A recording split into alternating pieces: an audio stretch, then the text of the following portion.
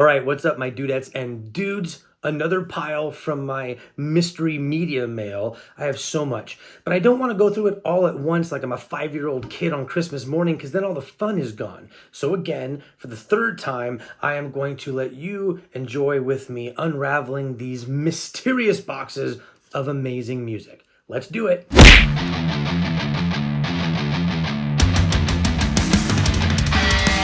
All right, we're going to do this cassette, vinyl, cassette, vinyl, so that we end on vinyl.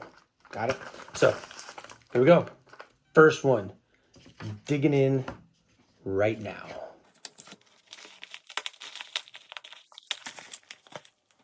All right, and here's the first one. I now remember ordering this. Spike by Elvis Costello. 1989 is when this one came out. I know that much. And not his most popular work, that's for sure. He had better albums in the 80s by most people's standards. But this album is very interesting. I feel like when you're, this is his 12th album. So when you've done this much music, you branch out sometimes and you decide that you're going to, maybe try something new. And on this album, he tries a lot of different things new. Just nothing special here, liner notes, things like that. But this album, a lot of people complain that it's a little bit disjointed. There isn't any type of concept or any type of anything. It's political at times. Talks about love, talks about hatred, all kinds of stuff like that. And musically, you've got country, you've got rock, you've got folk, you've got New Orleans jazz. So it's definitely him experimenting with all kinds of different types of music. So this is a beautiful copy of it, like just really clean inside and out. So I'm excited to pop this one into the boombox over here and give it a listen. All right, next up, we're going to give this little sucker right here a try. Obviously a vinyl record, because of this handwriting on here where it says Fragilly. If you're a Marx Brothers fan, you know where that comes from. Anyway, I'm going to open this one up, probably not from a store. This has got to be at eBay or OfferUp or Discogs or something like that. So anyway, let's dig in. All right, and here we go. This is from 1964.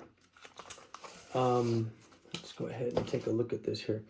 So this is called 60 French Girls.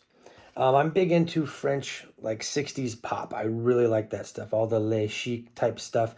I have some of those albums. I've been collecting more originals. This is a little bit different, though. This right here is a chorus of teen French girls that were on TV at one point doing some stuff. They got a little bit of popularity. So they ended up doing a few albums. And again, this is like chorus girls. So this is not like one girl singing French pop. This is a chorus, a choir of French girls. And this is the first time in 1964 they put this one out where they did American songs. So this is 60 French girls, whatever that is, singers, chanson américaine, which is sings American. As most of you probably know, we've got Hallelujah, T for Two, Cheek to Cheek, Stardust, Night and Day, April in Paris, just a whole bunch of really cool. Now they sing them still in French. So these are American songs, sing as a choral group in French. So just kind of unique, and because it had partially had the shrink on it still, and the guy gave me a good deal, I was like, I got to pick this thing up. And the vinyl itself looks like it is in gorgeous shape.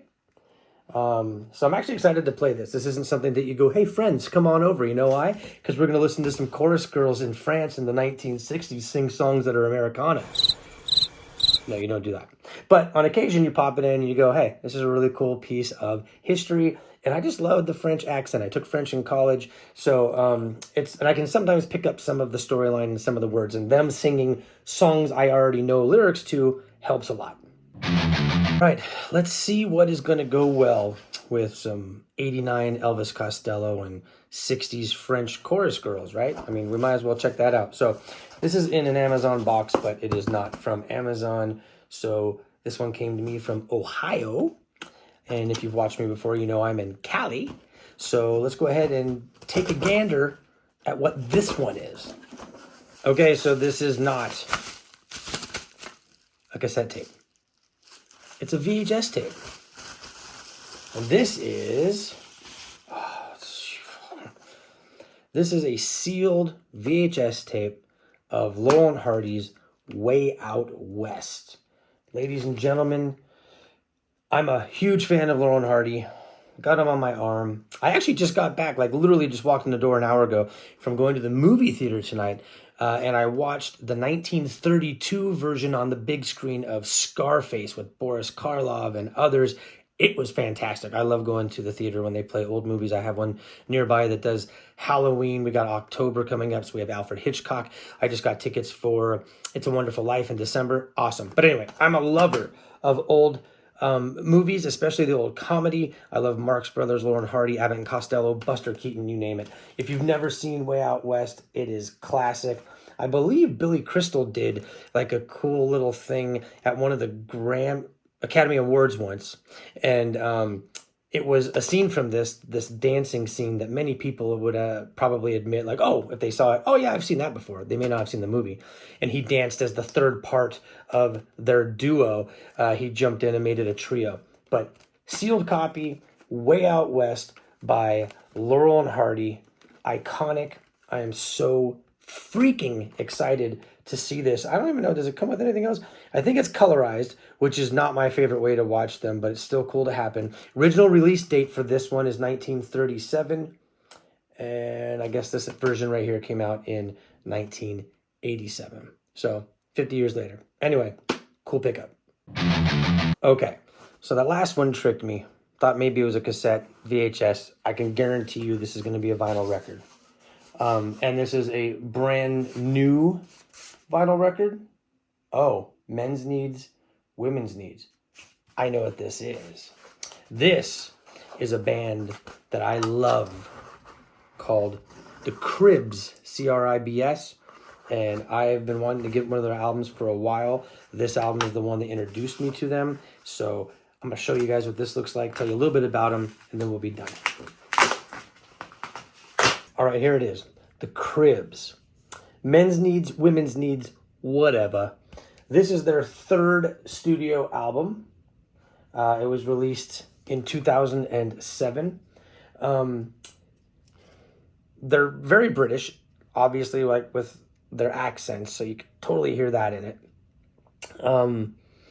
You've got a little bit of everything. Pop, rock, punk, emo. It's a mixture of everything.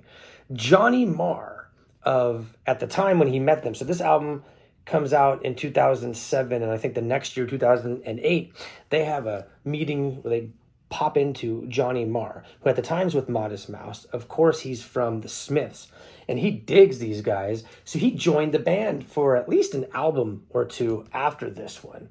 So obviously, they had to have done something right if these young upstarts had Johnny Marr jump on with them. So I've watched them live, like online before, and they don't do a great job as far as I can tell, vocally at least. But their studio cuts, their production on things like this was their big studio release, like their first one. Their first two were smaller label. This is Warner Brothers. So really, really good album. Definitely worth checking out The Cribs. They have albums after this with Johnny Marr. Then they have albums after that when he left the band. So they have quite a few things to dig through. Chock full of all kinds of really fun songs, angst, pop, sing-songy, some melody, lots to check out. So definitely check out The Cribs. And there you go. French choir girls, Laurel and Hardy, Elvis Costello, The Cribs. Can't get better than that. Talk to you guys later.